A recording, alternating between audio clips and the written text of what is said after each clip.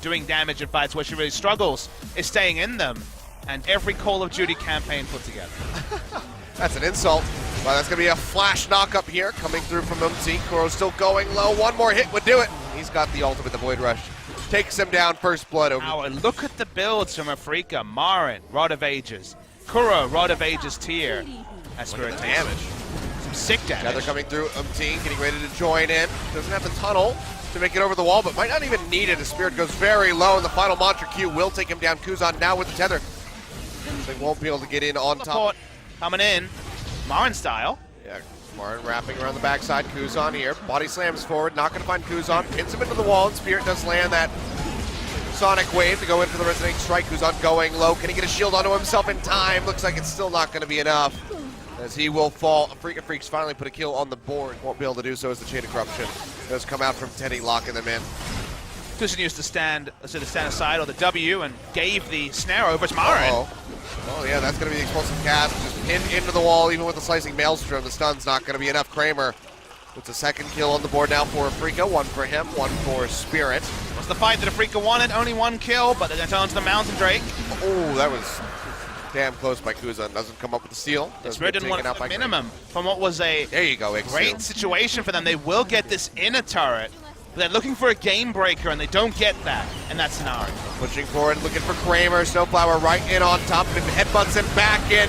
Pulverize coming through. And that's just going to be the first one going down. Teddy, as the goal gets picked up here for Kuro. Umti dangerously low. A couple more shots from the Baron would take him out. He has to hightail it. Now Afreeca, they're just going to go ahead and start this one up. Snowflower, I mean, had the engage, had Kramer. What you would have thought would be dead to rights, but just could not find the lethal damage, and now it's going to be Baron going over to Afreeca Freecs. They thought they had the pick, but the rest of Afreeca was there looking for another pick. Speaking of, onto Kuzan. No ultimate for Marin. Cast, so it seems like he might be able to walk out of this one with his life. Spirit goes forward, helps take down Snowflower. Another kill over to Afreeca. And it looks like they'll be able to catch him. Yep, he even hit the ult. Very nice. All right, it's just going to be the solo kill. Uses his cleanse, just a party cleanse there. Could have had a forward turret, so they've tied that up. And now they're looking for an Elder Dragon, so two buffs, not the greatest, but Cloud and Mountain going to be amplified.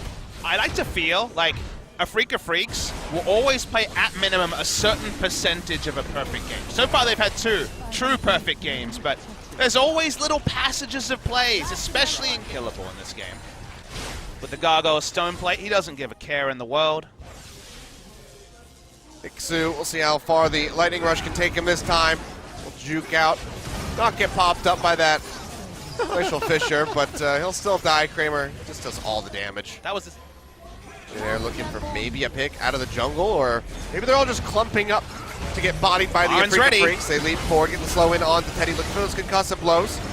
It's knocked back up the lane a little bit there by the explosive cask as Spirit goes forward.